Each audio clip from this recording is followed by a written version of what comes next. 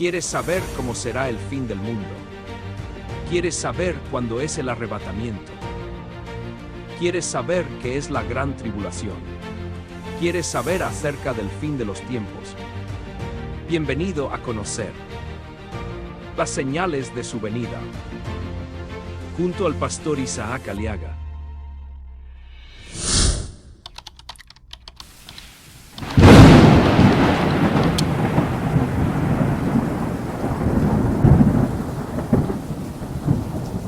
Bienvenido, bienvenida al tercer capítulo acerca de las señales de su venida. Hoy nos toca conversar, nos toca hablar, nos toca poder mostrar acerca del libro y de los sellos del libro. La vez pasada hablamos acerca del fin del siglo y de la tribulación. Y dijimos que el fin del siglo y la tribulación son eventos que sucederán al fin cuando el Señor venga. El fin del siglo es el tiempo final para que Cristo mande a sus ángeles y nosotros seamos arrebatados al cielo. Esa es la forma correcta de poder entender la venida del Señor. Lo hemos dicho, la venida del Señor está dividido en dos partes. Primero, la venida del Señor está dividida en que nosotros subimos a Jesús, seremos arrebatados al cielo, veremos la señal del Hijo del Hombre, que se muestra como un relámpago del oriente al occidente, y todo ojo le verá, y viene con las nubes. Y nosotros seremos arrebatados por los ángeles, porque los ángeles son los segadores. Eso es muy importante que podamos entender que la primera parte de su venida consiste en que nosotros subimos al Señor y en la segunda parte el Señor desciende como Rey de Reyes y Señor de Señores.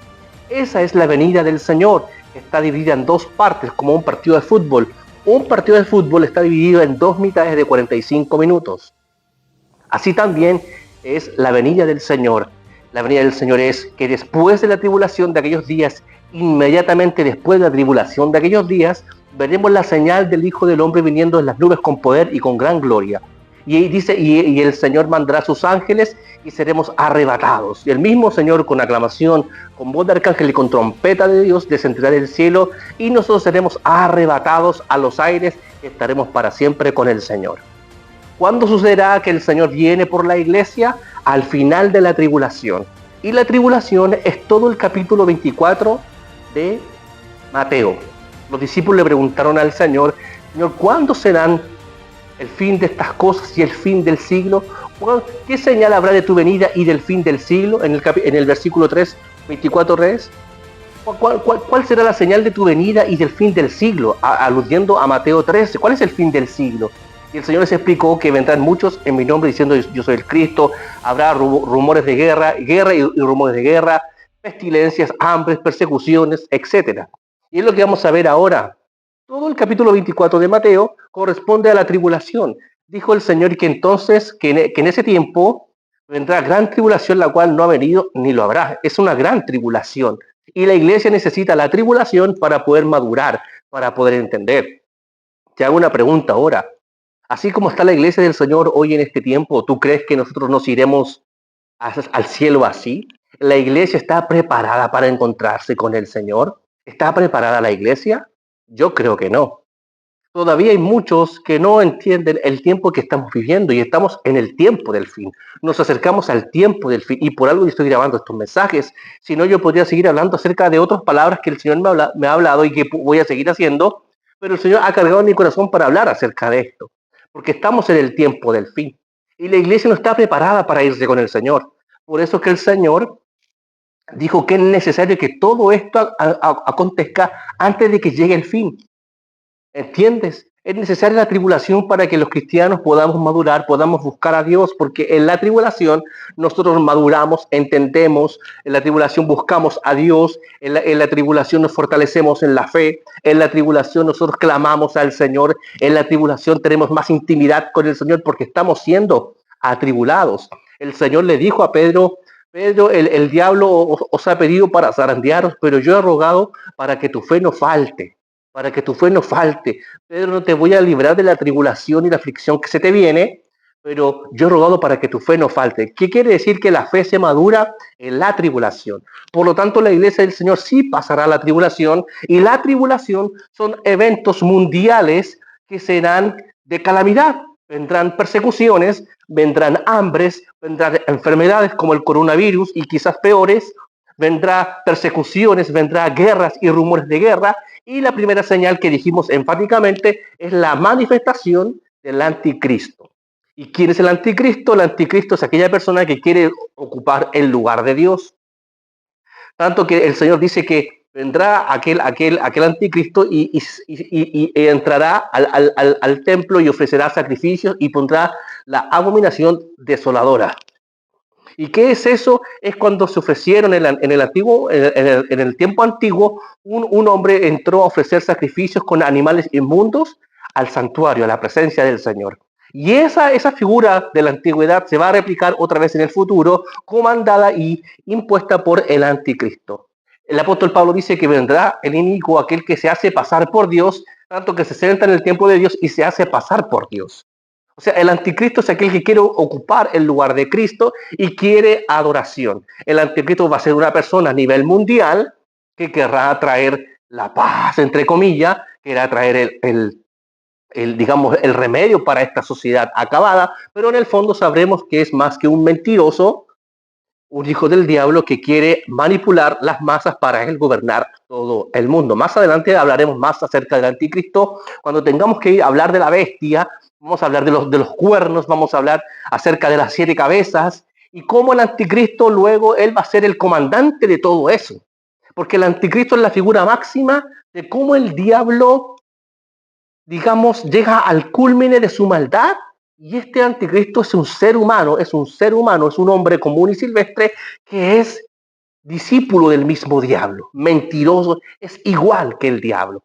Por eso, para poder entender quién es el anticristo, tenemos que ver cómo es el diablo. Ya sabemos cómo es el diablo. Mentiroso, como dijo el Señor, es homicida. Todo lo que es el diablo lo es también el anticristo. Tanto que el anticristo quiere hacerse Dios. Él se creerá muy inteligente, muy capaz, muy sabio, que querrá entrar en el nuevo templo que se levanta en Israel para él hacerse pasar por Dios. Lo más seguro que el anticristo sea un judío, lo más seguro para que Israel pueda creer en él, entre comillas, creer en él, porque sabemos que Israel no atenderá a cualquier persona que se diga que se diga o extranjera y que se diga que es el Mesías. Porque Israel no creyó en el Señor Jesús, no creyó. Entonces ellos todavía esperan al Mesías, pero este Mesías será probablemente un judío que querrá entrar en el templo de Dios y haciéndose pasar por Dios. Pero no será más que el hijo del mismo diablo.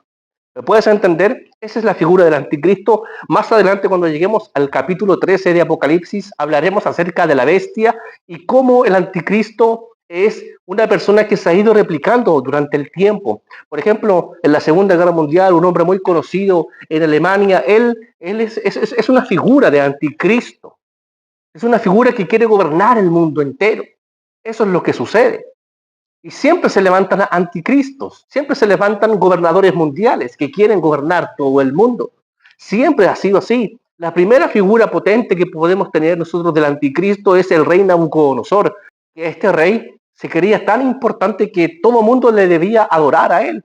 Nabucodonosor decía, esta no es la Babilonia la que yo edifiqué con la fuerza de mi poder, y él luego se convirtió en una bestia, se convirtió en una bestia del campo. Y vemos que después en Apocalipsis 13, cuando hay que hablar del anticristo, el Señor también le llama bestia. Esta es la bestia. Ahí tenemos el Nabucodonosor, el espíritu de Nabucodonosor de Babilonia, luego se va a replicar otra vez en la figura del anticristo. Y durante todo el tiempo, nosotros hemos podido ver que se levantan anticristos, personas que quieren gobernar el mundo entero. Por ejemplo, en el Imperio Romano se levantó el emperador Domiciano, el emperador Nerón, que eran anticristos. Eran anticristos, querían gobernar todo el mundo. ¿Puedes entender? Entonces, tenemos que entender que cuando venga la tribulación se iniciará con la aparición o la manifestación del anticristo. Dijo el Señor, vendrán muchos en mi nombre diciendo yo soy el Cristo. Y dijo el Señor, cuando se diga que está en el desierto, no vayas. Si está en el aposento, no vayas para allá, porque el Señor vendrá desde el cielo. Entonces, tenemos que entenderlo claro. La tribulación comienza con la manifestación del anticristo y ahora cuando veamos los sellos los vamos a volver a repetir y vamos a dejar claro acerca en qué consiste cada sello. ¿En qué consiste cada sello y qué es esto del libro? Qué importante es poder entender esto. Bien, vamos ahora a hablar acerca un poco del libro. Vamos a hablar acerca del capítulo 5 de Apocalipsis y del capítulo 6. En el capítulo 1 de Apocalipsis tenemos que el Señor se reveló al apóstol Juan con una apariencia glorificada. El Señor manifestó su deidad al apóstol Juan. Y eso es muy clave del libro de Apocalipsis porque es la base luego para todo lo que le continúa al libro. Los primeros 3 capítulos son el fundamento para lo que viene después. ¿Por qué? Porque el Señor lo primero que hace en Apocalipsis 1 es revelarse a sí mismo. De hecho, así comienza el libro, la revelación de Jesucristo que Dios le dio para manifestar a sus siervos los apóstoles, para manifestar la revelación. Eso es lo que dice. Leamos allá Apocalipsis 1. Dice, la revelación de Jesucristo que Dios le dio para manifestar a sus siervos las cosas que deben suceder pronto. O sea, lo primero que el Señor hace es revelarse a sí mismo, la revelación de Jesucristo. El capítulo 1 es la revelación de la deidad de Jesucristo y de los atributos perfectos de Cristo al apóstol Juan para que Juan empezara luego a escribir los mensajes a las 7 iglesias y luego comenzar a escribir acerca de todo lo que le iba a acontecer a eso o suceder a eso.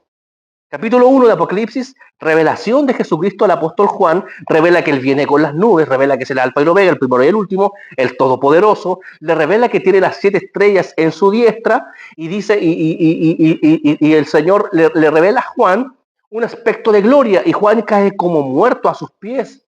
Entonces ahí Juan ve la magnificencia de la gloria del Señor. No se reveló como el Hijo del Hombre, como se reveló en los Evangelios, o como Juan lo conoció durante que estuvo en el cuerpo, sino que ahora el Señor revela su deidad, su poder, su gloria, de una forma que Juan la puede entender y nosotros podamos, de alguna manera, también poder entender. Como dice Ezequiel, yo vi la apariencia de la gloria de Jehová, su apariencia, no vi la gloria misma, sino su apariencia. Cuando Moisés le pide a Jehová que le revele su gloria, Jehová le reveló su carácter, le reveló su corazón. Jehová, fuerte, misericordioso y piadoso. Y ahí Moisés adoró y inclinó su rostro, adorando a Dios. La gloria de Jehová es mucho más acerca de lo que podemos tú y yo conocer. Jehová le dijo, te voy a revelar mi espalda, no me verá hombre y vivirá, dice la escritura.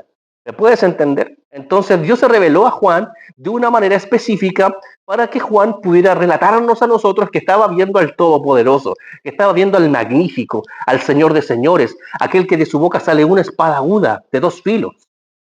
Eso es el capítulo 1. Y el capítulo 2 y 3 consiste el mensaje a las 7 iglesias que estaban en Asia. Éfeso, Esmirna, Tiatira, Filadelfia, la Odisea, las 7 iglesias que tú ya hemos, digamos, conocido. Y es aquí, en las 7 iglesias, donde nosotros estamos ahora en la revelación. ¿En qué tiempo estamos nosotros ahora? Nosotros estamos en el periodo de las 7 iglesias, porque todavía somos iglesias del Señor, todavía estamos acá en la tierra, y mientras que nosotros estemos aquí en la tierra, somos los llamados a salir fuera, somos la eclesía, somos la iglesia del Señor. Y la iglesia del Señor tiene que ser formada y tratada. Recuerda, el mensaje de las 7 iglesias es mensaje para corregir a las iglesias, para motivar a las iglesias, para corregir lo deficiente, para sacar lo que estaba en pecado, para sacar lo que estaba contaminado, pero también para motivar a los que vivían persecución en el tiempo del Imperio Romano. Recuerden que las 7 iglesias del Asia Menor eran iglesias que estaban siendo perseguidas por el Imperio Romano.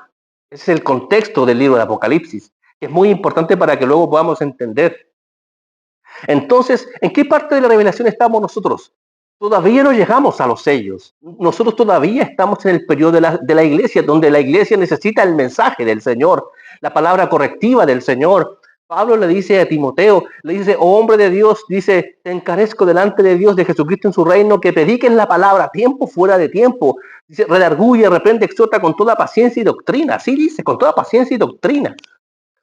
Pablo le dice a Timoteo, corrige lo deficiente en la iglesia, porque todavía necesitamos el mensaje del Señor, todavía necesitamos volver al primer amor, todavía necesitamos abrir la puerta al Señor porque quiere cenar con nosotros, todavía necesitamos ser atribulados como la iglesia de Esmirna, todavía. Tenemos que ser nosotros personas perfeccionadas en eso. ¿Me puedes entender en qué parte de la revelación de Apocalipsis estamos? Todavía estamos en el periodo de las 7 iglesias. Lo más curioso de la iglesia de la Odisea, que la iglesia de la Odisea, la última iglesia, la 7ª iglesia, es la iglesia que es una de las que el Señor más reprende. Era la iglesia de los tibios. Era la iglesia de los tibios. Ojalá fuese frío, ojalá fuese caliente, pero por cuanto eres tibio te vomitaré de mi boca. Y es justamente así como está la iglesia hoy en día. La iglesia está tibia. Está tibia. No está caliente, no está ferviente, sino que está tibia. Ojalá estuviéramos fríos, muertos. Pero no somos ni una cosa ni la otra. Al Señor no le gusta la mixtura. No, por eso es que va a ser necesaria la tribulación. A la iglesia de la Odisea el Señor le dice, yo te aconsejo que de mí compres oro refinado en fuego, o unge tus ojos con colirio para que veas. Te voy a dar vestiduras blancas para que no se vea la vergüenza de tu desnudez. Yo reprendo y castigo a todos los que amo, así dice. Sé pues celoso y arrepiéntete y cambia. ¿Me puedes entender? Corrección. Defínete. Y es así como nosotros estamos. Podríamos tal vez de alguna manera decir que estamos nosotros como siendo la iglesia de la Odisea en este tiempo. La iglesia del Señor está tibia. No es ni una cosa ni la otra. Hay que definirnos. ¿Y qué nos define a nosotros? Nosotros nos vamos a definir cuando estemos completamente convencidos de que Jesucristo es lo mejor para nuestras vidas y que sin Él nada podemos hacer. Los de la Odisea pensaban que porque eran ricos y porque vivían quizás en un medio donde había mucho comercio, ellos tenían para sostenerse y no necesitaban al Señor. Dice que el Señor estaba afuera, por eso que el Señor dice, estoy a la puerta y llamo. Estoy golpeando para que me dejen entrar, porque me tienen afuera, porque privilegiaron el dinero antes que a mí. El Señor le dice, tú eres un miserable, pobre, ciego y desnudo. Así le dice a los de la Odisea. Y yo creo que es así como estamos. Porque ya no necesitamos al Señor para otras cosas, como ya tenemos dinero. Estamos en ese periodo de Apocalipsis. Todavía estamos necesitando volver al primer amor. Todavía necesitamos volver al primer amor. Ser corregidos. Y para eso, para que nosotros podamos entrar al cielo como se entra al cielo en gloria, porque el Señor entró al cielo en gloria, entró por el fruto de su aflicción. Isaías 53. ¿Cómo Jesús entró al cielo? Jesús entró al cielo con sacrificio, entró a través de tribulación, con fruto de aflicción, así entró al cielo. Entró con su propia sangre y su propia carne al cielo. Al tabernáculo celestial, Él entró con su propia sangre y pagó por nosotros delante del Padre y derramó su sangre delante del Padre para que tuviéramos justicia de Dios en Él. Así se entra al cielo, a través de la aflicción, a través del quebrantamiento. Con todo Jehová quiso quebrantarlo, dice Isaías 53. Dice, en él no hubo contaminación, pero Jehová lo quiso quebrantar igual. Lo procesó, lo atribuló. Jesús fue atribulado. Estoy triste hasta la muerte. Tribulación. La tribulación es necesaria para nosotros, iglesia. En el tiempo del fin, que ya va a comenzar muy pronto, Dios enviará tribulación. Es necesario que todo esto acontezca, dijo el Señor. Es necesario que todo esto acontezca. Es necesario. Al cielo se entra a través de la tribulación. Así uno entra al cielo. Alzaos vuestras cabezas, porque entrará el Rey de Gloria. Jesús entró como el Rey de Gloria, mientras que él ascendía a los cielos, los ángeles le cantaban, porque Él es el Rey de la Gloria, el poderoso en batalla. Que se abran las puertas del cielo, que se levanten las cabezas del cielo, las puertas eternas, porque entrará el Rey de la Gloria. Y el Señor nos dejó un camino nuevo vivo para que nosotros pasemos por ese camino. Pero el Señor quiere que entremos como se entra. Quiere que entremos como se entra. Por la puerta estrecha, el camino angosto. Así se entra al reino, ¿o no? Es eso lo que el Señor nos enseñó. Entra por la puerta estrecha, que te cueste. Un camino angosto. Así se entra al reino. Así se vive el reino acá. ¿Tú crees que el reino aquí se vive distinto como se vive en el cielo? No, es lo mismo. Como el Señor nos dijo que hay que vivir el reino con dolor, con sufrimiento, con tomar nuestra propia cruz, es así como se entra al cielo. En el reino se vive así. Por eso es necesaria la tribulación para nosotros. Es necesaria la tribulación, mi hermano, mi hermana. ¿Estás escuchando esto? Es necesaria. Es necesaria porque esta leve tribulación produce en nosotros un cada vez y más excelente y eterno peso de gloria. Los ángeles nos llevarán al cielo. Los ángeles, mi hermano. Cuando vea los ángeles que nosotros demos fruto maduro, el trigo que el Señor plantó, se separará automáticamente de la cizaña por el fruto maduro, y los ángeles nos llevarán al cielo. Tal cual como el Señor envió a los ángeles para rescatar a Lot de Sodoma y Gomorra, porque venía la ira, el juicio para Sodoma y para Gomorra. Los ángeles fueron a buscar a Lot, ¿o no? No fue Dios. El Señor envió a los ángeles, porque los ángeles tomaron por la fuerza a Lot, lo arrebataron de Sodoma y Gomorra, porque ellos iban pronto a destruir la ciudad. ¿Me puedes entender? El capítulo 4 de Apocalipsis, el Señor le dice a Juan, sube, porque te voy a mostrar las cosas que van a suceder después de las que acabas de ver. Eso es lo que dice 4.1, rapidito, 4.1. Después de esto miré y he aquí una puerta abierta en el cielo. ¿Cómo estaba la puerta abierta? ¿Cómo estaba la puerta? Abierta en el cielo. El Señor dejó la puerta abierta en el cielo. Los cielos están abiertos para nosotros, para buscar al Señor en el tiempo de la tribulación. Después de esto, mire, y he aquí una puerta abierta en el cielo, y la primera voz que oí como de trompeta, hablando conmigo, sube acá, y yo te mostraré las cosas que sucederán después de estas. Te voy a mostrar cosas que sucederán después de las que acabas de ver. ¿Cuáles? Todo lo que sucedió en capítulo 1, 2 y 3 de Apocalipsis. Todo lo que viste de las iglesias, lo que yo te dije para las iglesias, te voy a decir lo que va a suceder después de ese periodo. Porque el Señor trabaja por periodos. Génesis capítulo 1 nos revela que el Señor va a trabajar en séptimos, en el tiempo del fin, así como lo hizo en el principio. Debemos entender que Apocalipsis es como Génesis. Es la misma figura de Génesis. Sale el árbol de la vida en Génesis, sale también en Apocalipsis. Sale el sol, en la luz. En Génesis sale también la luz, la lumbrera en Apocalipsis. Es lo mismo.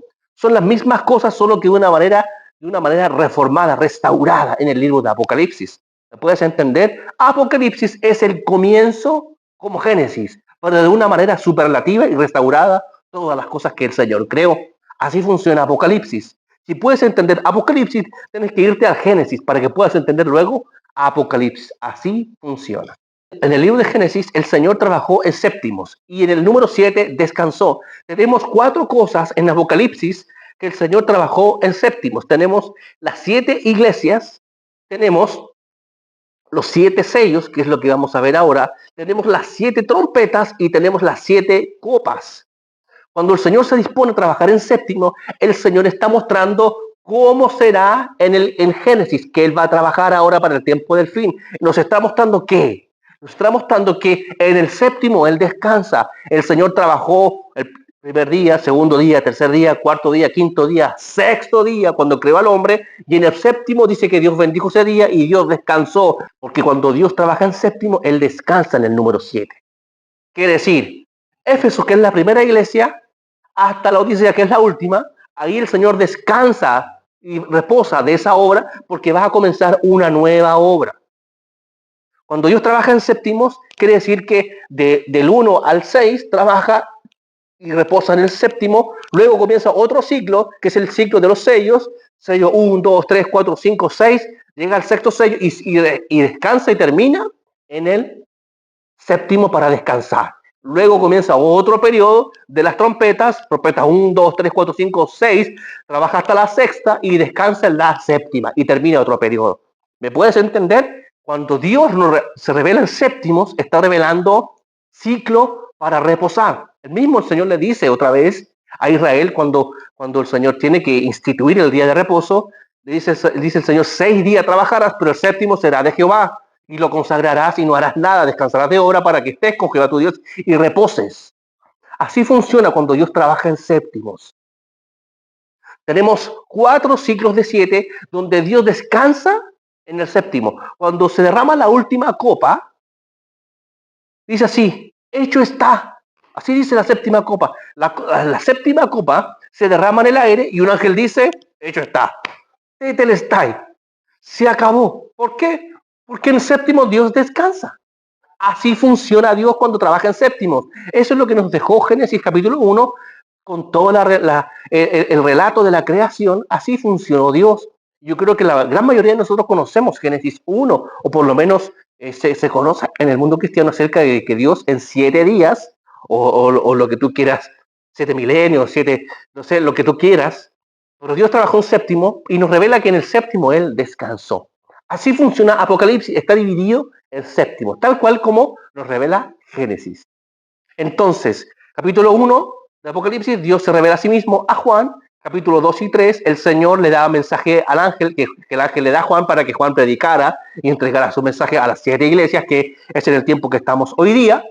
Ahora el Señor le dice a Juan, sube aquí, yo te mostraré las cosas que sucederán después de las que acabas de ver. Un nuevo ciclo va a comenzar. Eso es lo que nos dice. Algunos toman este versículo de que Juan sube al cielo, que es así, que representa que la iglesia va a subir al cielo en el capítulo 4. Por lo tanto, la tribulación no la vivirán. Pero escúchame, si así fuera, yo te voy a leer un versículo ahora, que el que te voy a mostrar aquí, que aunque Juan sube al cielo, es para que Juan tuviera la revelación de las cosas. Primero el Señor se reveló a Juan estando en la isla llamada Patmos. Y Juan estaba en el Espíritu en el día del Señor y el Señor se le reveló. Pero a contar del capítulo 4, el Señor le dice a Juan, sube aquí. ¿Pudo haberle el Señor dicho la revelación a Juan estando en la isla? Claro que sí. Pero el Señor lo estipuló de hacerlo de una manera distinta para que Juan subiera al cielo y viera cómo iba a ser en el cielo toda la escena celestial y espiritual acerca de la revelación. Vamos a leer un versículo donde vemos que el Señor todavía no viene en ese pasaje. El Señor viene en el 6º sello para que en el 7º descanse. Dijo, sube acá y yo te mostraré las cosas que sucederán después de esta. Y al instante yo estaba en el Espíritu y aquí un trono establecido en el cielo y un trono, uno sentado, y el aspecto del que estaba sentado era semejante a la piedra de jaspe y de cornalina, y había alrededor un arco iris semejante al aspecto de la esmeralda, y alrededor del trono había 24 tronos, y vi sentados en los tronos a 24 ancianos, vestidos de ropas blancas con coronas de oro en sus cabezas. Y del trono salían relámpagos, truenos y voces. Delante del trono ardían 7 lámparas de fuego, los cuales son los 7 espíritus de Dios. Y delante del trono había como un mar de vidrio semejante al cristal, y junto al trono y alrededor del trono 4 seres vivientes llenos de ojos por delante y detrás. El primer ser viviente era semejante a un león, el segundo era semejante a un becerro, el tercero tenía rostro como de hombre, y el cuarto era semejante a un águila volando. Y los 4 seres vivientes, cada uno tenía 6 alas, y alrededor y por dentro estaban llenos de ojos. Y no cesaban día y noche de decir, santo, santo, santo es el Señor Dios Todopoderoso. Atención. El que era, el que es y el que ha de venir. ¿Por qué dice eso? El que ha de venir. ¿Acaso si Juan no sube al cielo significa que el Señor ya vino? ¿Por qué cantaban que ha de venir? Más adelante, en Apocalipsis, me parece en el capítulo 19, no estoy seguro, lo voy a poner ahí. Después no se canta el que era, el que es y el que ha de venir. Luego se canta solamente el que era y el que es. Y el que ha de venir ya no se canta. ¿Por qué? Porque ya vino. O sea, quiere decir que si aquí todavía se canta que el Señor va a venir, es porque esa revelación de que Juan subió al cielo no significa que la iglesia es arrebatada. Porque todavía cantan que el Señor ha de venir. ¿Qué significa? Que todavía el Señor no viene en el capítulo 4. Viene luego en el capítulo 6. En el 6º sello, ahí viene. Ahí viene el Señor, porque luego aparecerán todas las tribus, lengua y pueblo en el cielo. Aquí no están todas las tribus, lengua y pueblo cantando a Dios. ¿Qué estaban cantando? Los serafines, los ángeles estaban cantando aquí. Y los 24 ancianos vamos a ver ahora que estaban cantando. Pero no estaban todas las tribus, lengua y pueblo. Todavía no. ¿Por qué? Porque aparece después la adoración de todos. Aquí la adoración es exclusivamente de los 24 ancianos y de los serafines o de los ángeles que están cantando acá. Pero nos vemos a todos cantando. Ya lo leímos la vez pasada. Luego en el capítulo 7 veremos a todos cantando. La salvación pertenece a nuestro Dios. De todo tribu, lengua, pueblo y nación. Ahí recién estábamos todos. Aquí no. Aquí solamente están los 24 ancianos y los 4 seres vivientes. Y cantaban el que era, el que y el que ha de venir. ¿Por qué? Porque todavía no viene. Se canta hasta cuando el Señor venga a salvar a Israel en la 7ª trompeta. Todo está organizado y todo está programado por Dios. El Señor no improvisa. Todo lo tiene programado. Hace 20 siglos atrás, el Señor ya tenía todo ordenado para el día de la ira. Vamos a separar entonces. Tenemos la tribulación y tenemos la ira, que son 2 cosas distintas. La tribulación y la ira, que no es lo mismo. Una cosa es la ira del Señor y otra cosa es la tribulación. Cuando el Señor nos somete a ira, es juicio. Tribulación es preparación. Vamos a leer el capítulo 5 ahora, luego de toda esta introducción para que sepamos. Y vamos a hablar acerca un poco del libro y de los sellos del libro. Y vi en la mano derecha del que estaba sentado en el trono un libro escrito por dentro y por fuera, sellado con 7 sellos. ¿Cómo estaba el libro? Sellado con 7 sellos y escrito por dentro y por fuera. Era esos rollos antiguos que estaban escritos por ambos lados del papel, creo que es el reverso y el anverso, y sellado con 7 sellos. ¿Qué significa eso? ¿Qué es un libro? Un libro es un elemento en el cual donde se dejan escritas y estipuladas y registradas cosas. Uno puede en un libro relatar juicios, uno puede escribir poemas y escribir un sinfín de cosas. ¿Quién escribió ese libro? Ese libro lo escribió Dios. Ese libro ahora no es la Biblia, porque la Biblia la tenemos aquí y la Biblia está abierta. Dijo el Señor, escudriñad las Escrituras, porque a vosotros parece que en ellas encontráis vida eterna. Ellas son las que dan testimonio de mí, dijo el Señor. Las Escrituras para nosotros están abiertas, están veladas para los israelitas. Para los que tenemos el Espíritu Santo, las Escrituras están abiertas. No es la Biblia, es el libro. Ese libro, lo vamos a leer ahora, ese libro es un elemento creado y escrito por el Padre para que solamente el Hijo lo pudiera abrir. Solamente el Hijo es el único digno de tomar el libro. ¿Y qué es el libro? Un libro es un elemento oficial. Eso es un libro. Este libro es un elemento oficial, realizado, creado, inventado, fue confeccionado. Eso es un libro. Es un elemento en el cual se dejan registradas cosas. Por ejemplo, Dios le dijo a Moisés, sube al monte porque te voy a dar la ley. Te voy a escribir mis mandamientos. Y Dios escribió los mandamientos en las tablas del pacto. Dios escribió con su dedo. Porque cuando Dios escribe, Dios está dejando estipulado su mandamiento, su voluntad. ¿Recuerdan cuando Jesús estaba escribiendo en tierra? Cuando trajeron la mujer adúltera, Jesús escribía con el dedo en tierra. Todo lo que el Señor deja escrito, el Señor está revelando su voluntad. El Señor estaba revelando su voluntad de Israel al escribir sus mandamientos en las tablas del pacto. Quiere decir que lo que Dios escribió en este libro es algo que solamente Dios puede abrir. Es un libro dedicado para el Hijo y que solamente el Hijo puede desatar, porque está sellado con 7 sellos. Dios trabajando en séptimos. ¿Y quién es el único que puede desatar eso? Esos sellos, solamente Jesucristo. Quiero darte un pasaje. Ese libro estaba escrito por dentro y por fuera. Vamos a Ezequiel capítulo 2. Vamos a leer del verso 7. Dice así. Les hablarás pues mis palabras, escuchen o dejen de escuchar porque son muy rebeldes. Mas tú, hijo de hombre, oye lo que yo te hablo. No seas rebelde como la casa rebelde. Abre tu boca y come lo que yo te doy. Y miré, y he aquí una mano extendida hacia mí, y en ella había un rollo de libro. Ezequiel estaba hablando con Jehová y Jehová con él, y de repente aparece una mano con un rollo escrito allí, en la mano. Aparece una mano extendida con un rollo de libro. Y lo extendió delante de mí, y estaba escrito por delante y por detrás, y había escrita en él endechas, lamentaciones y ayes. Un libro escrito por dentro y por fuera. ¿Y qué tenía? Lamentaciones, endechas y ayes. ¿Qué tenía escrito este libro? No sabemos. Ahora vamos a ver que el Señor no lee el libro, simplemente desata los sellos, pero no lee el libro. Pero algo Dios escribió en el libro. Ezequiel toma el libro y se come luego el libro. No lo leímos, pero se come el libro. Y Ezequiel recibe la encomienda de Dios para profetizar al pueblo para que se arrepintiera porque estaban en Babilonia, porque habían llegado por el pecado a Babilonia.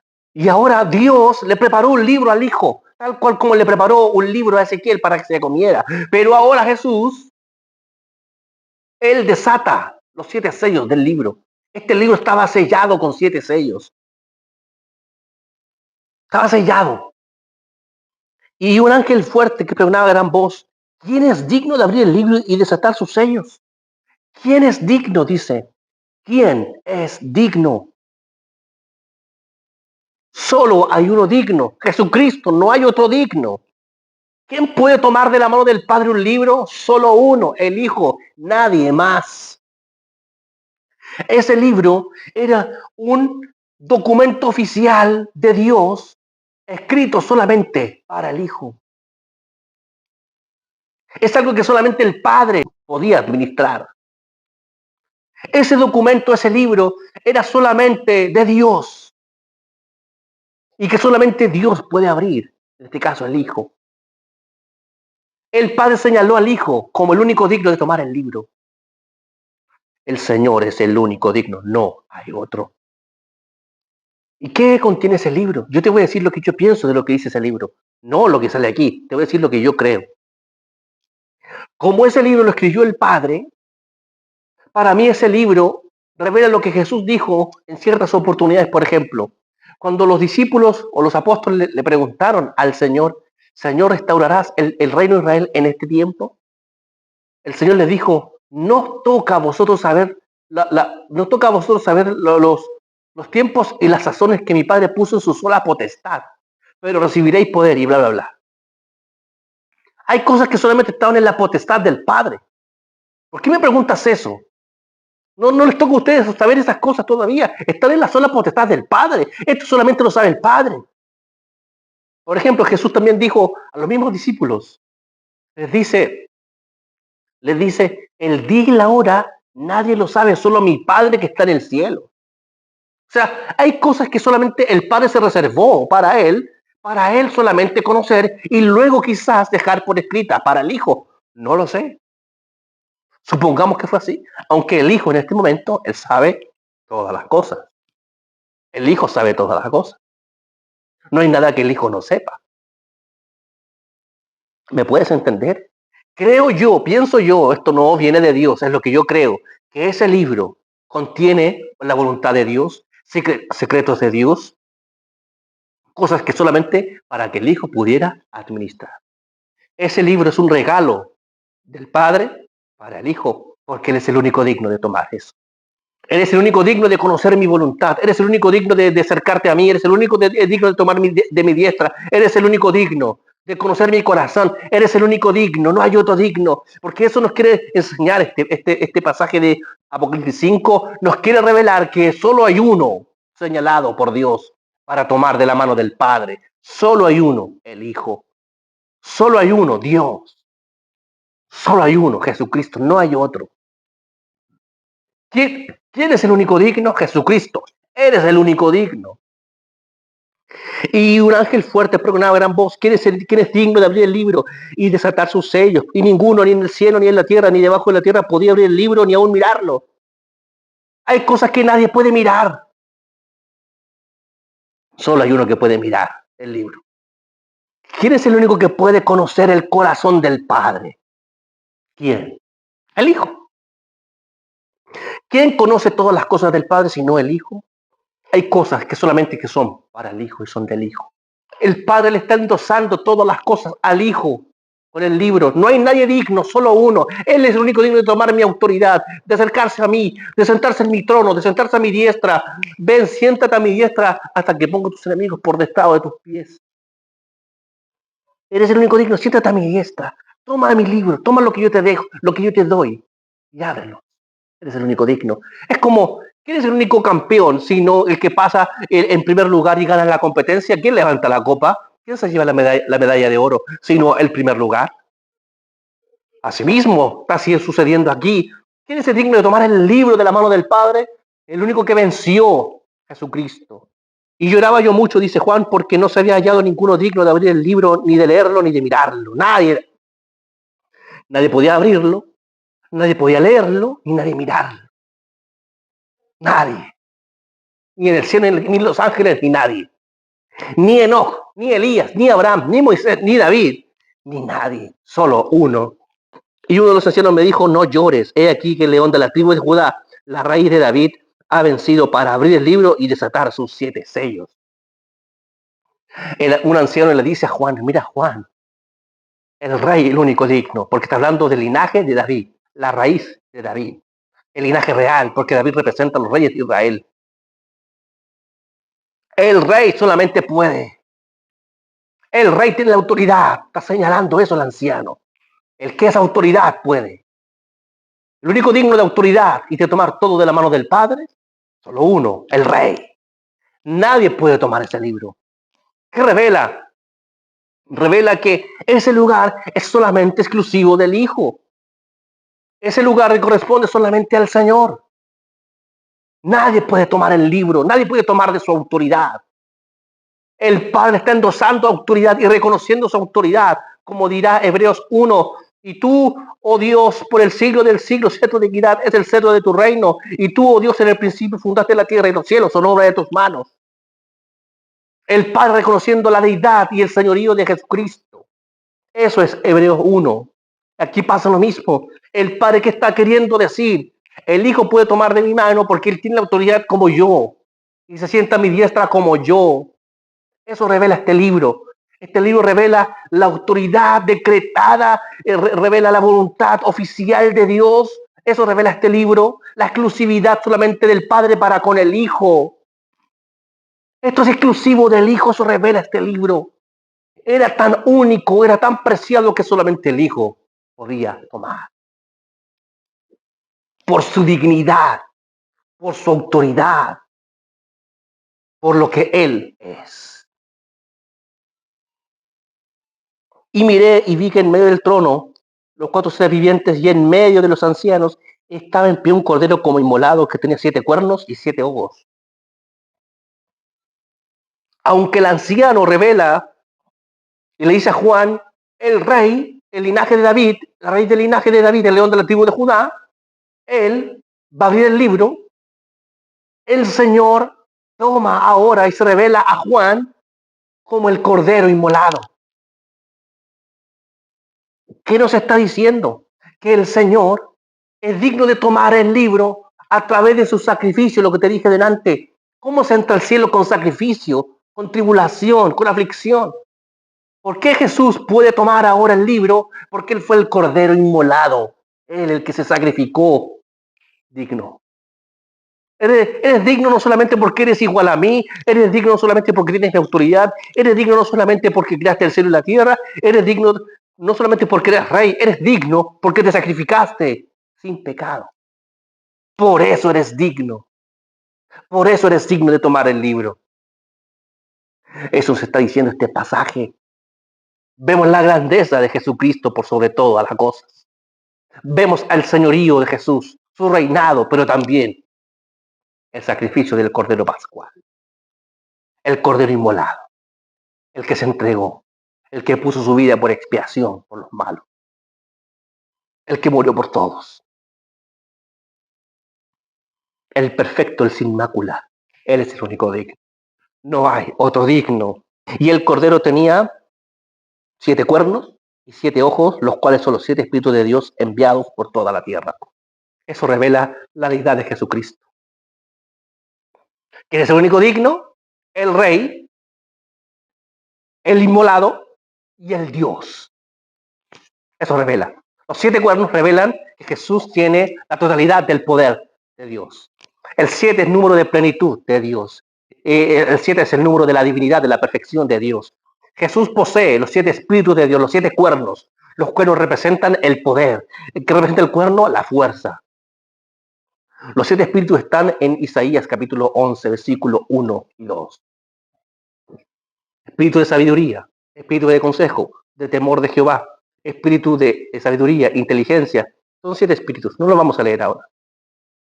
Y tiene 7 ojos. Los 7 ojos representan exactamente lo mismo. Los 7 ojos representan la capacidad para discernir, para conocer y para ver todas las cosas a nivel como Dios. Eso revela el número 7 en el Cordero inmolado. Los 7 cuernos que tiene todo el poder y toda la fuerza, es todopoderoso. Los 7 ojos que todo lo sabe, que todo lo administra, que todo lo contempla. Y que son enviados por toda la tierra significa que Él está en todo lugar. Omnipotente, omnipresente y omnisciente. Todo lo sabe, todo lo conoce, todo lo administra y tiene todo el poder. Eso es. Quiere decir el pasaje, solamente Dios puede tomar lo de Dios. Dios que se sacrificó puede tomar lo de Dios porque es el único digno. Eso nos está diciendo este pasaje. Y vino, tomó el libro de la mano derecha del que estaba sentado en el trono, y cuando hubo tomado el libro, los 4 seres vivientes y los 24 ancianos se postraron delante del Cordero. Todos tenían arpas, copas de oro llenas de incienso, que son las oraciones de los santos. Y cantaban un nuevo cántico: digno eres de tomar el libro y de abrir sus sellos, porque tú fuiste inmolado, y con tu sangre nos has redimido para Dios de todo linaje, lengua y pueblo y nación. Y nos has hecho para nuestro Dios reyes y sacerdotes, y reinaremos sobre la tierra. Y miré y oí la voz de muchos ángeles alrededor del trono y de los seres vivientes y de los ancianos, y su número era millones de millones, que decían a gran voz: el Cordero que fue inmolado es digno de tomar el poder, las riquezas, la sabiduría, la fortaleza, la honra, la gloria y la alabanza, y a todo lo creado que está en el cielo y sobre la tierra y debajo de la tierra y en el mar, y a todas las cosas que en ellos hay, oí decir: al que está sentado en el trono y al Cordero sea la alabanza, la gloria, la honra y el poder por los siglos de los siglos. Y los 4 seres vivientes decían amén. Y los 24 ancianos se postraron sobre sus rostros y adoraron al que vive por los siglos de los siglos. O sea, cuando el Señor toma el libro, ¿qué está diciendo? El pasaje: adórenle a Él. Los 24 ancianos, los ángeles, los millones de millones que están en el cielo, adórenle a Él. Exáltenlo, porque tomó el libro, tomó lo del Padre, es igual al Padre, adórenlo. Eso está diciendo.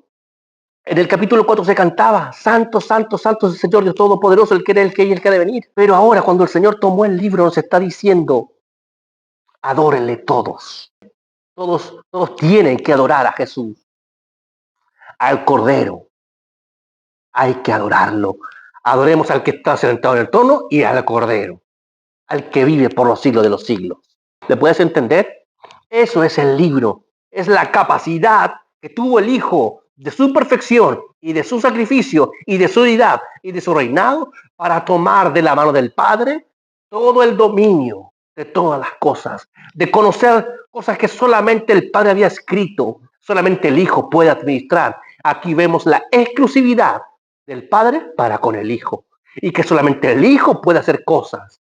Como dijo el Señor: nadie conoce al Padre sino el Hijo, y a quien el Hijo se lo quiera revelar. Porque nadie viene al Padre si no es por mí. O sea, para ir al Padre hay que ir a través de Jesús. No hay otra alternativa. Eso es que Jesús tomó el libro en el cielo. Y eso es, el libro corresponde, los 7 sellos corresponden a todas las cosas que sucederán en Mateo capítulo 24. Que se desata después de los sellos, se desatan los 4 jinetes, se desata la persecución, se aparecerá la luna como sangre y el sol no dará su resplandor, las estrellas caerán del cielo, y dice que y los ángeles irán a detener los 4 vientos y estaremos luego todos en el cielo. O sea, los sellos del libro, cada sello del libro, los 7 sellos del libro corresponden a Mateo capítulo 24. El primer sello se desata, vendrán muchos en mi nombre diciendo: yo soy el Cristo. Y cada sello corresponde a un evento particular de la tribulación. Pero eso es lo que corresponde con los sellos del libro, que es la tribulación para la iglesia. Que recuerden, porque primero está la iglesia y luego está la tribulación. La tribulación es lo que prepara a la iglesia para que pueda descansar después. Amén. Espero que tú puedas entender. Espero que te haya podido quedar claro en qué consiste que Jesús tomó el libro de la mano del Padre. ¿En qué consiste? Vamos ahora a hablar acerca de los sellos del libro. Bien, ahora pasemos al capítulo 6 de Apocalipsis y vamos a ir hablando acerca de los sellos del libro, cómo este libro empieza ahora a manifestar eventos en el aspecto natural. Recuerden que Juan está en el cielo, Juan está cerca del trono, viendo cómo el Señor tomaba el libro de la mano del Padre. Pero este libro, una vez que son desatados los sellos por el Señor, por el Rey, por Dios, cosas empiezan a suceder. Y suceden visiones celestiales. Es ahora cuando comienza la tribulación y vamos a ir revelando los aspectos del libro. Los 7 sellos son revelados en Mateo capítulo 24. Y vamos a ir haciendo las comparaciones para que tengamos claridad nosotros de que cada sello del libro está siendo revelado. Tenemos que entender una cosa, que si esto está escrito en la Biblia es porque Dios quiere que lo entendamos y que lo sepamos. Cuando Dios nos quiere privar de ciertas cosas, Él simplemente no las dice. Simplemente las obvia para que nosotros no las sepamos. ¿Cuántas cosas hay en el universo que nosotros no sabemos? y que no están escritas en la Biblia. Por ejemplo, hay millones y millones de galaxias y quizás hay muchos otros planetas en diferentes galaxias, pero el Señor no nos habló acerca de eso porque no lo consideró importante que lo sepamos. Sin embargo, si las escrituras a nosotros nos revelan y nos dejan por escrito ciertas cosas, es para que nosotros las podamos conocer y discernir, para que las tengamos en consideración para nuestra vida espiritual. Ningún versículo de lo que está aquí sobra, nada. Todo es para nuestra edificación. Todo es para nuestra edificación, para nuestra consolación. Es para que crezcamos por la palabra del Señor. Si está escrito aquí, es para que tú lo sepas. Si está escrito aquí, es para que tú lo conozcas. Si está escrito aquí, es para que tengas conocimiento de esto. Apocalipsis no es para los pastores. Apocalipsis no es para los discípulos. Apocalipsis es para todas las personas. Bienaventurado el que lee y el que oye las palabras de esta profecía, dice Apocalipsis 1. Bienaventurado todo aquel que lee y el que oye, porque antes se oía el mensaje, se oía la escritura. Como no todos tenían Biblia, se escuchaban como alguien más leía y escuchaban. Apocalipsis no es para los teólogos. Apocalipsis es para todo creyente que quiera conocer más de Jesucristo. Para eso es Apocalipsis, para todo aquel que lo quiera. La revelación no es para algunos, es para todos. Y la revelación no tiene costo. La revelación es gratis. Dale gracias a lo que recibiste por gracia. No se cobra por los dones espirituales. No se cobra por los milagros. No se cobra por los mensajes. No se cobra por la revelación. No se cobra, es gratis. ¿Cuánto le cobró el profeta a la viuda por multiplicar el aceite? ¿Cuánto le cobró? Nada. Aquella mujer que tenía 2 hijos y venía a los acreedores, le dijo, anda a pedir vasijas porque se va a multiplicar el aceite. ¿Cuánto le cobró el profeta por el milagro? Nada. Las cosas espirituales no se venden, son gratuitas. Y vamos ahora a conocer los sellos del libro. Vamos ahora a conocer el primer sello y cómo ese sello se revela ahora en Mateo 24. Vamos a estudiar sello por sello para que tengamos claridad. Porque cada sello corresponde a la tribulación. Vi cuando el cordero abrió uno de los sellos y oía a uno de los 4 seres vivientes que decir como con voz de trueno, ven y mira. Ven y mira. Y miré, y aquí un caballo blanco, y el que lo montaba tenía un arco, y le fue dada una corona, y salió venciendo, y para vencer. Todos sabemos, ya lo hemos dicho, que este primer sello es la manifestación del anticristo. El primer sello corresponde al versículo 5 de Mateo 24. El primer sello es Mateo 24, verso 5, cuando Jesús dijo, porque vendrán muchos en mi nombre diciendo, yo soy el Cristo, y a muchos engañarán. Ahí está el primer sello liberado y revelado. ¿Cuál? El que sale como venciendo y para vencer, imitando a Jesús en un caballo blanco con una corona de oro en su cabeza, está imitando a Jesús, está suplantando a Jesús, está queriendo ocupar el lugar de Jesús. La palabra anti significa en contra y también significa en lugar de. Anticristo, en lugar de Cristo. Por eso que se llama anticristo, porque quiere ocupar el lugar de Él. El primer sello es la aparición o la manifestación del anticristo. Recuerden también lo que dijo el apóstol Pablo, que no vendrá sin que antes primero venga la apostasía, que ya está en acción, y se manifieste el hombre de pecado, aquel inicuo. El Señor no viene sin que primero se manifieste el anticristo, no viene. La primera señal de que Él viene en la tribulación es la manifestación mundial del anticristo, cuando aparezca un hombre por las redes sociales, por los medios de comunicación, por la televisión, diciendo, yo soy el Mesías que todo el mundo necesita, adórenme a mí, únanse a mí y yo los voy a gobernar a todos. Será un nuevo imperio comandado por el anticristo, el nuevo orden mundial, será comandado por un hombre llamado el anticristo. Su nombre no lo sé, pero ya está aquí en esta tierra. Y lo que él ha querido hacer ahora y lo que él quiere hacer es gobernar todo el mundo. Y sale venciendo para vencer en un caballo. Salió rápido. ¿Cómo son los caballos? ¿Por qué la visión de un caballo? Porque el caballo es rápido, se apura, es fuerte, se apresura. Eso representa a los caballos. Los caballos también han representado en la antigüedad como los animales de la guerra. O sea, ahí vemos la actitud del anticristo. Sale raudo como un caballo, fuerte, listo para la guerra, venciendo y para vencer. Eso representa el caballo. Recuerden cuando estaba Elías y Eliseo, dice que caballos de fuego pasaron por entre medio de los dos y los separó. El caballo representa la fuerza, representa el poder, representa lo que sale rápido, veloz. Y Eliseo comenzaba su ministerio y Elías terminaba el suyo. Eso representa el caballo. Entonces el primer sello es la manifestación del anticristo, del cual cuando lleguemos al capítulo 13 de Apocalipsis, hablaremos más profundamente del anticristo y hablaremos cómo será él y las naciones que se unirán a él y cómo gobernará el mundo entero antes de que el Señor venga. Segundo sello. Cuando abrió el segundo sello, oía al segundo ser viviente que decía, ven y mira. El ser viviente es el querubín o serafín que está cerca del trono y que él logra ver que se libera del sello, y el serafín o el ser viviente le revela a Juan lo que es y le dice, ven y mira. 4 veces le dice el versículo 1 de Apocalipsis, dice ven y mira. El versículo 3, ven y mira. El versículo 5, ven y mira. Y el versículo 7, ven y mira. O sea, 4 veces ven y mira. Quiere decir que los serafines o los querubines o quienes sean estos seres vivientes tenían revelación acerca de los sellos del libro. Estaban cerca del trono. Dice que ellos estaban cerca del trono, alrededor del trono. O sea, el Señor abría los sellos y los seres vivientes, los 4 que se revelan aquí, le revelan a Juan lo que es. O sea, el Señor abre el sello, el querubín ve o el serafín ve lo que es y llama a Juan, ven y mira. Todo está organizado, todo tiene una cadena de revelación. Eso lo revela los sellos. O sea, Juan vio solo, sino que tuvo que ver a través de otro la revelación. Ven y mira, yo te voy a mostrar, está diciendo los serafines o los querubines a Juan. Te voy a revelar lo que es. Ven a mirar, ven aquí. Yo te enseño cómo. Ven y mira, le está diciendo el querubín. Cuando abrió el segundo sello, oía al segundo serviente que decía, ven y mira, y salió otro caballo bermejo o rojizo, y al que lo montaba le fue dado de poder de quitar la tierra la paz, y que se matasen unos a otros, y se le dio una gran espada. O sea, se quita la paz. ¿Qué es lo contrario a la paz? La guerra. O sea, el segundo caballo, rojizo también, raudo, veloz. Los 4 primeros jinetes, todo será rápido. Así es como quiere el diablo que sean las cosas rápido, todo rápido. Eso es lo que quiere el segundo caballo.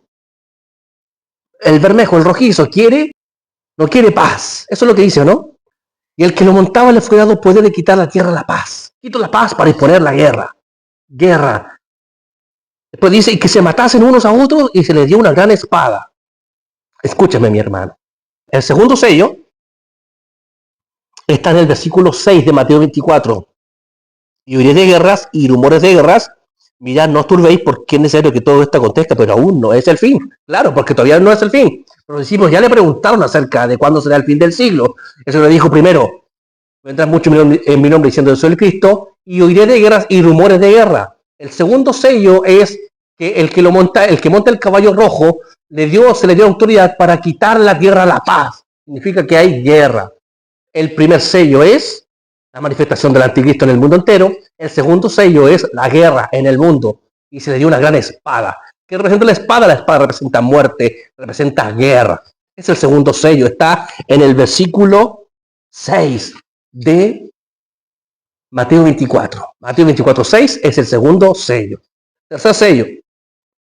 Cuando abrió el tercer sello, oía el tercer sirviente que decía, ven y mira otra vez. Y miré y aquí un caballo negro. Y el que lo montaba tenía una balanza en la mano y una voz de medio que... Y oí una voz de en medio de los 4 seres vivientes que decía, 2 libras de trigo por un denario y 6 libras de cebada por un denario. Pero no dañes el aceite y el vino. Dice, y el jinete tenía una balanza en la mano. ¿Qué representa la balanza? La balanza representa aquello que tiene que ser pesado. ¿Qué quiere decir? Que estaremos en un tiempo donde tendremos que ser pesados. Si daremos el peso de gloria. Esto es tribulación. Y es aquí como tenemos que dar el peso de gloria. Tú serás puesto en balanza. ¿Cómo se le dice al rey Belsasar? Fuiste pesado en balanza y fuiste hallado falto. Mene tequelu pasim. Pesado fuiste en balanza y tu reino ha sido quitado. Fuiste hallado falto. Te saco. No diste el peso ideal. Cuando venga la tribulación, nosotros tenemos que dar el peso de gloria oficial delante del Padre. La Escritura dice que Dios pesa los corazones. Así dice. Dios pesa los corazones. En la tribulación tú y yo seremos pesados en balanza. Este jinete, el que lo montaba, tenía una balanza en la mano.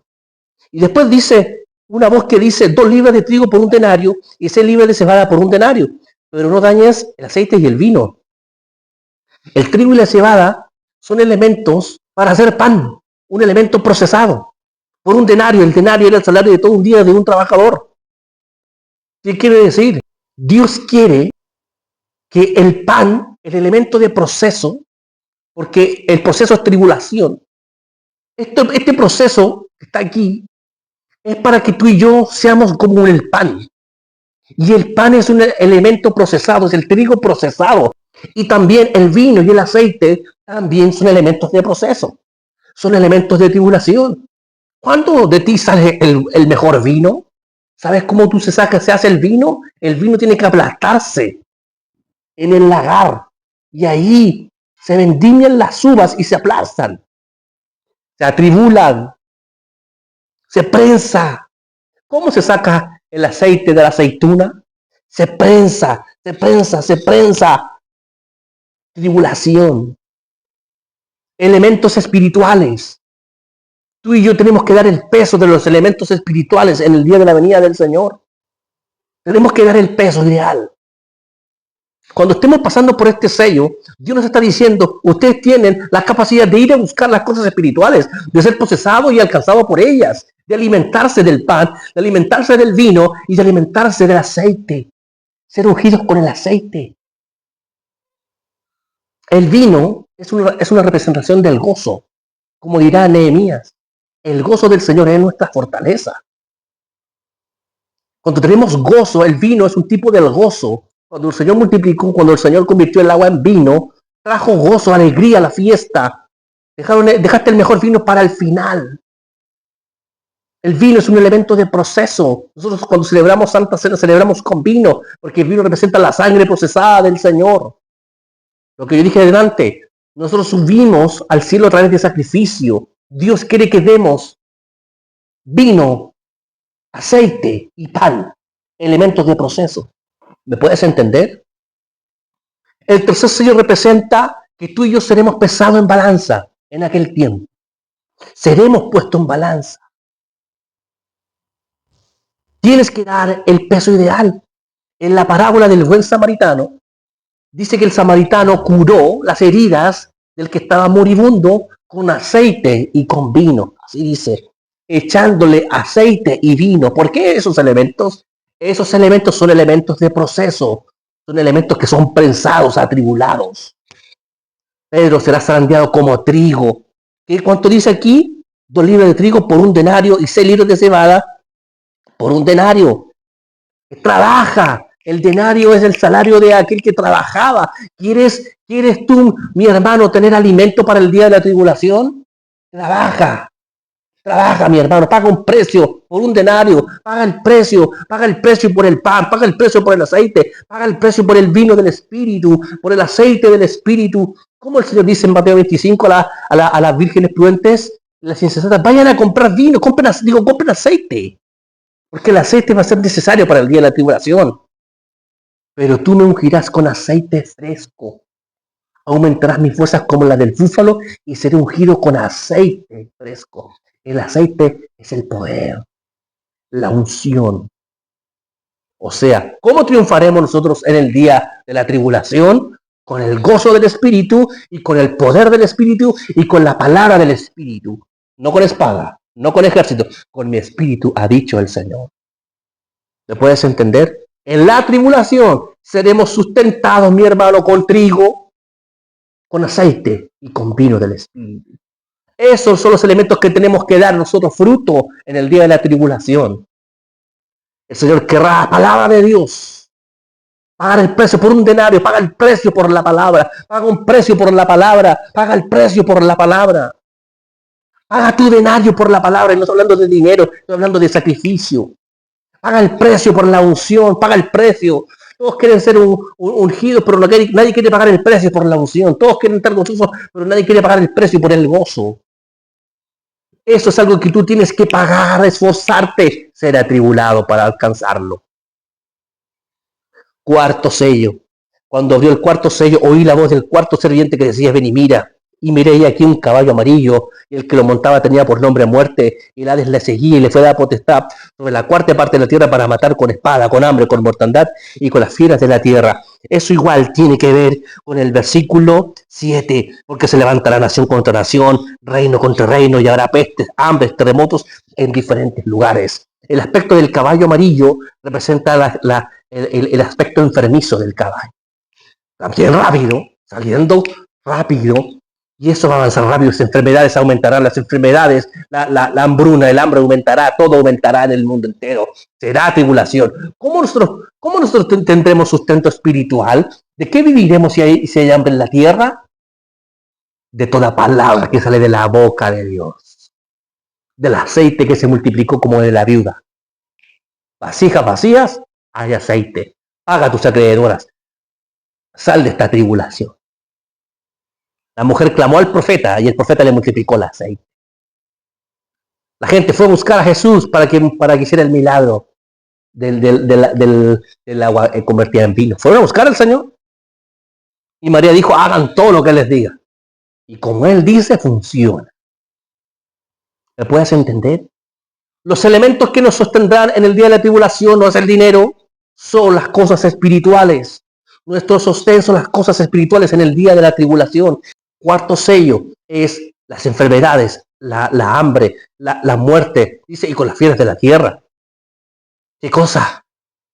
Los animales saldrán por permisión divina a matar gente. Clamemos al Señor.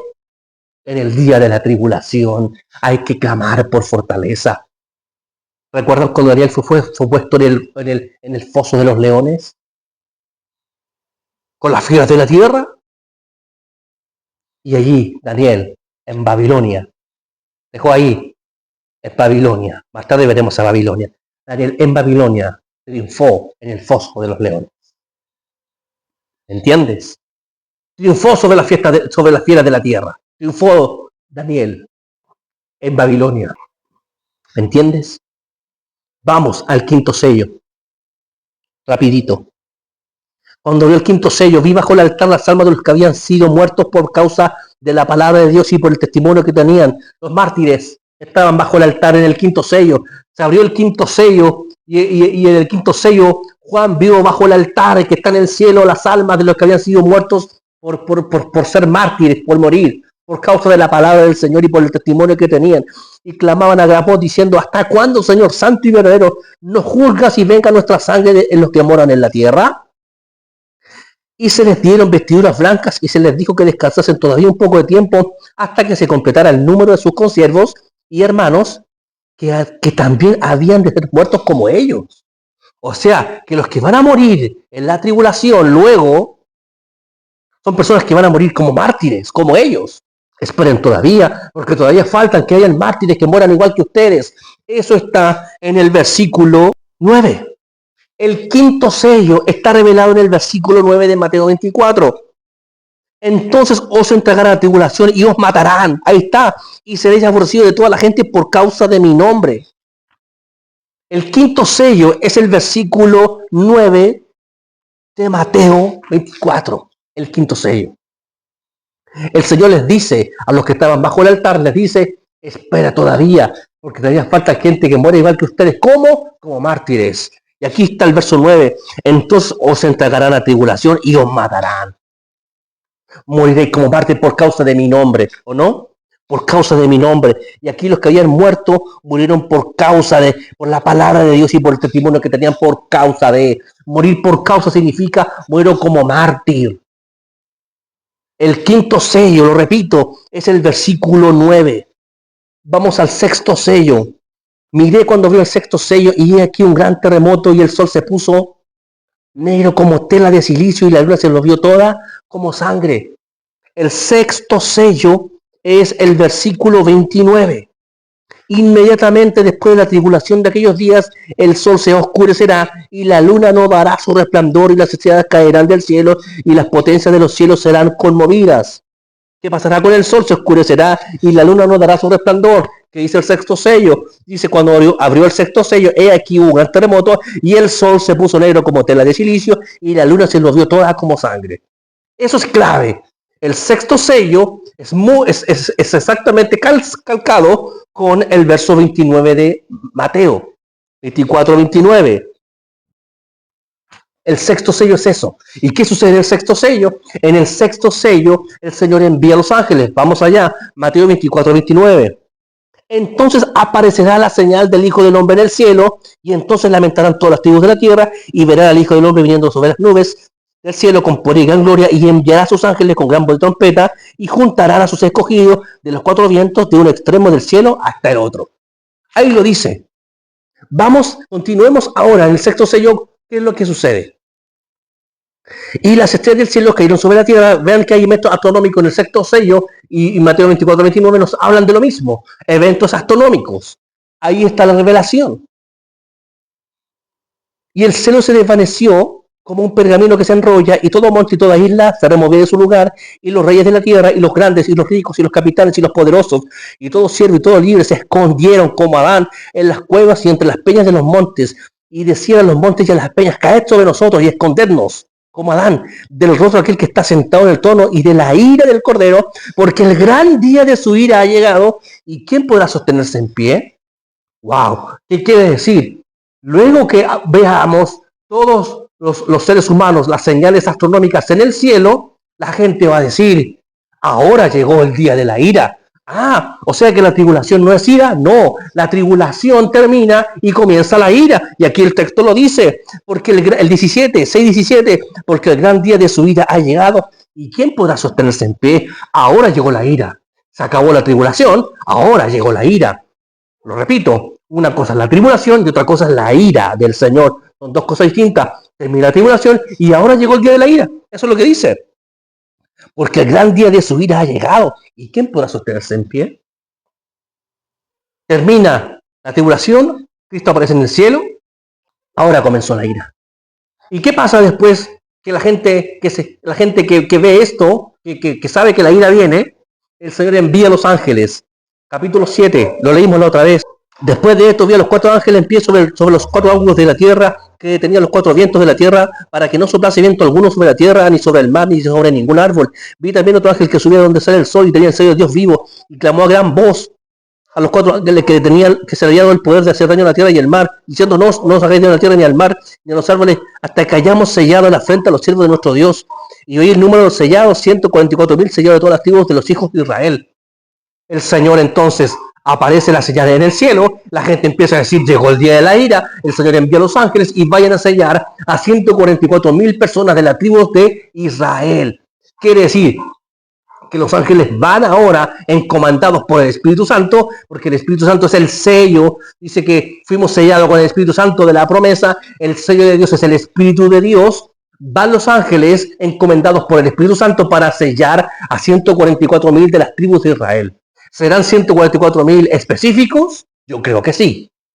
¿Por qué? Porque las 12 tribus, el número 12 representa gobierno. Luego hablaremos de los 144,000. Entonces, los ángeles irán a sellar a los israelitas que se van a convertir en el tiempo del fin, y todos los demás creyentes del mundo subiremos al cielo juntamente con los 144,000 de las tribus de Israel. Ahí subimos al cielo en el sexto sello, porque todavía no leemos el séptimo sello. Vamos ahora. Verso 9, después de esto mire, y aquí una gran multitud. Ahora sí estamos todos. Recuerden, en el capítulo 4 y 5 no estamos todos. Ahora sí estamos todos, porque ya fuimos sellados y subimos todos los creyentes en Cristo de las naciones, y también el otro grupo de los israelitas que se van a convertir en el tiempo del fin, que serán sellados por los ángeles. Después de esto mire, y aquí una gran multitud, la cual nadie podía contar, de todas las naciones y tribus, pueblos y lenguas, que estaban delante del trono y de la presencia del Cordero, vestidos de ropas blancas y con palmas en las manos. Y clamaban a gran voz diciendo: la salvación pertenece a nuestro Dios que está sentado en el trono y al Cordero. Y todos los ángeles que estaban en pie alrededor del trono y de los ancianos y los cuatro vivientes se postraron sobre su rostro delante del trono y adoraron a Dios diciendo: amén. La bendición y la gloria y la sabiduría y la acción de gracias y la honra y el poder y la fortaleza sean de nuestro Dios por los siglos de los siglos. Amén. Entonces uno de los ancianos habló diciéndome: estos que están vestidos de ropas blancas, ¿quiénes son y de dónde han venido? Yo le dije: Señor, tú lo sabes. Y él dijo: estos son los que han salido de la gran tribulación y han lavado sus ropas y las han emblanquecido en la sangre del Cordero. Por esto están delante del trono de Dios y sirven de día y noche en su templo. Y el que está sentado sobre el trono extenderá su tabernáculo sobre ellos.